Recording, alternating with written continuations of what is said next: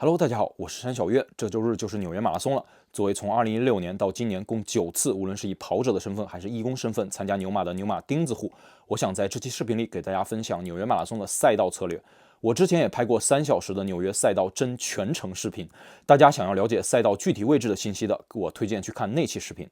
我自己在纽约马拉松的赛道 PR 是2小时48分15秒，其他年份大多是欢乐跑。平时我们也经常会在纽约赛道实地跑，所以对比赛的线路哪儿有坡、哪儿有桥，甚至哪儿有坑都非常的熟悉。综合来讲的话，很多朋友觉得纽马是一个很难的赛道，很难跑出好的成绩。我也认为纽马更适合观光跑，但另一方面，我想说，如果你想追求成绩，纽马是一个非常需要策略的赛道。只要策略得当，你的表现一定能够超越预期。但如果你的策略太激进的话，纽马会分分钟教你做人。这些年我也跑过几十场马拉松了，6大满贯赛事也都跑过不少。坦白讲，纽马的赛道气氛是无与伦比的最好。除了几座大桥和犹太区没有人加油，其他位置迎接你的都是全程100万人的山呼海啸般的加油声。所以尽管纽马赛前非常的折腾，但就像朋友张帅所说的，这些折腾也都是纽马的一部分。所以抛开所有的杂念，享受那一刻吧。好了，我们进入正题。纽马第1英里，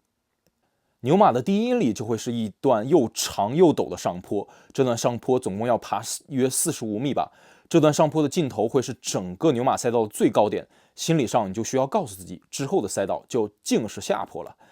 很多人出发之后会非常的兴奋，但想提醒大家的是，千万不要在这一段上坡消耗太多的体力，放轻松。这一段应该也必须是你全程最慢的分段，建议比计划的配速慢至少1分钟每英里，甚至更慢些都不为过。第2英里呢，就是下坡了。我个人跑这么多次纽马的经验就是，几乎所有的跑者在这一段都是爆冲，无数次的应验。但我仍然要提醒大家的是，不要在刚开始的上坡和下坡的阶段浪费太多的体力。纽马是个策略性很强的赛道，比赛刚开始还在热身呢，慢一点下坡，最多也就比你的目标配速快20秒每英里吧。另外提醒大家一点的是，纽马的赛道出发是分桥上和桥下的，区别呢就是桥上出发的好处是风景特别的美， GPS 相对准确，但风会相对大一些。桥下出发呢，则手表的 GPS 基本上就是乱的，你需要谨慎的靠体感配速来跑。但好处是桥下的人相对少一点，风也没有桥上大。你在起点区呢，也不必一定按照你自己的号码布对应的区域来跑，只要是你去到比你的号码布大的区域，无论是桥上桥下，蓝色还是粉色，都可以跨区出发，不受限制。比如我今年的号码是757号，粉色，照理应该从桥下出发，但我其实可以去到任何758号或者以上的号码对应的区域出发。下了第1座大桥之后的几公里，逐渐开始有沿途加油的声音响起，尽量不要被刚才下坡带起来的节奏冲昏头脑。这一段还有一些缓上坡，回到比自己的目标配速慢5到10秒每英里的配速，千万要慢下来。接下来的5公里就可以进入目标巡航配速了，两边的加油声会非常的热情，利用他们的加油声，但千万不要超过目标配速。纽马的观众会非常的热情，尤其是旁边的小孩子会各种跟你互动，但你要小心自己，千万不要浪费太多的能量在这上面。纽约马拉松其实一路都是在起伏的，因为那几座桥的爬升较大，所以小的起伏在赛道图上并不能体现。但实际比如这一段你会跑的都是一些缓的上下坡。第13公里左右，所有颜色出发区域的跑者都会汇合，会稍微有点拥挤，要注意别左冲右突。第14到16公里是 Williamsburg 犹太区，他们可能是因为宗教或者生活习惯的原因，不太会出来加油。这一段会很安静，可能会有一些气氛上的落差，但很快就会结束了。这段路相对平坦，可以比自己的目标配速略快，注意补给策略和 running form。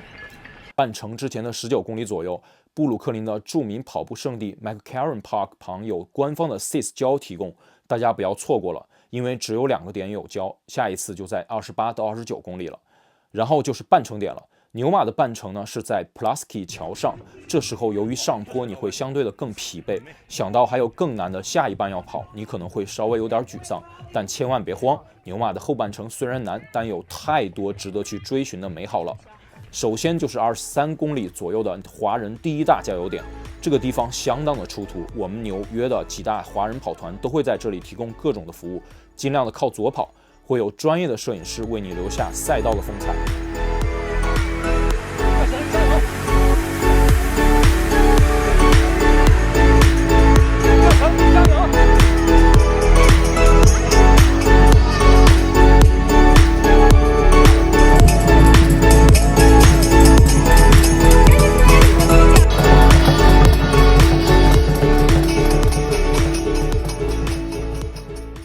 从 Long Island City 的加油点离开了之后，很快就到达了 Queensboro Bridge。朋友们，这时候千万要集中精力了。我很多朋友都是在这里失去了斗志。你需要提醒自己的是，这座桥之后就是第一大道100万人的加油，那是一个马拉松跑者所能想象到的最顶级的氛围。我们现在上 Queensboro Bridge 了 ，Looking good。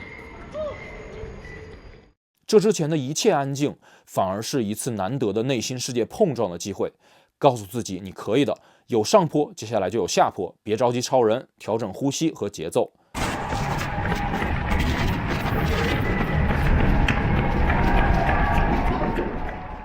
下了 Queensboro Bridge 之后，会拐入第一大道，从下桥那里拐出来之后，就会听到逐渐震耳欲聋的加油声，每一次都热泪盈眶。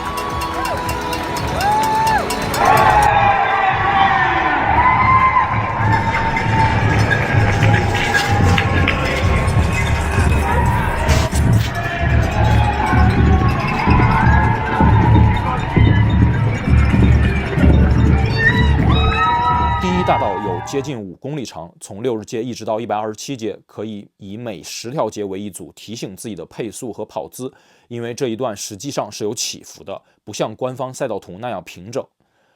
华人加油站和摄影点主要集中在30公里左右的位置，在即将离开第一大道的地方，加油人群相对较少，但我们华人跑团会在那里提供各种各样的私补。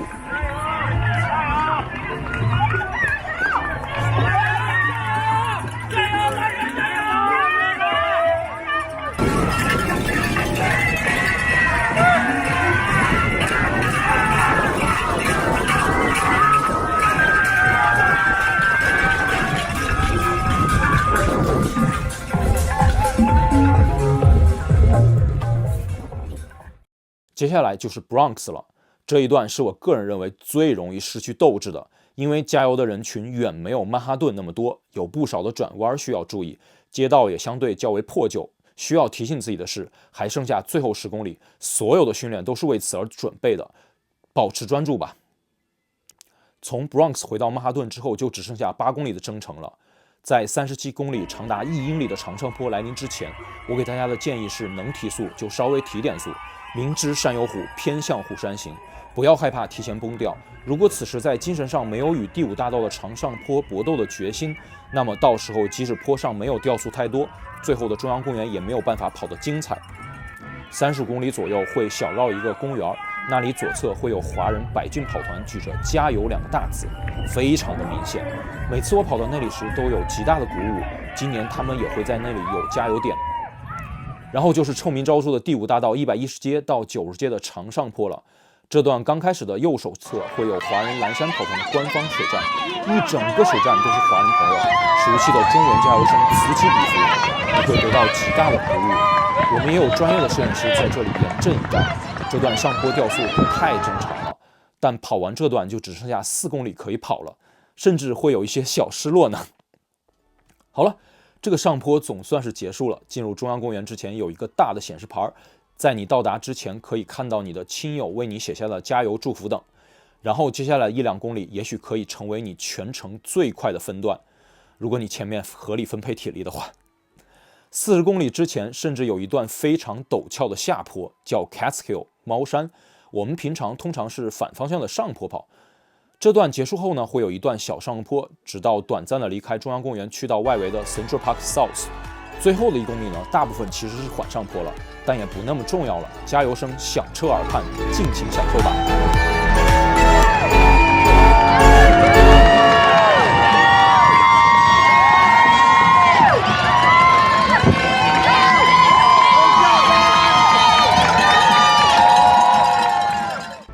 我们华人跑团会有摄影师在终点的看台2侧为你留下冲线的照片，你可千万不要留下一张看表的终点线照片，这可太不重要了。好吧，最后给看到这里的朋友们一点小的提示：华人跑团在牛马赛道上有10几处的加油点，专业摄影师在茫茫人海里找到你并不容易，所以你要尽量穿红色的衣服，会得到更多的赛道照。因为我们华人跑团的队服通常都是红色的。如果你想要我们当地华人跑团的队服，或者想要加入我们今年当地跑团的牛马群呢，可以私信我。好了，这就是我的非常个人化的赛道策略，希望对今年参加牛马或者想要在今后参加牛马的朋友有所帮助。我今年呢，则会以媒体记者的身份参加到牛马当中，外面会套我们新风跑团的队服。如果你过了终点线看到我的话，别忘了戳我一下。谢谢大家，我是山鱼小月。接下来1周我会持续的带来关于牛马的相关的分享，请多关注。我们下期再见，拜拜。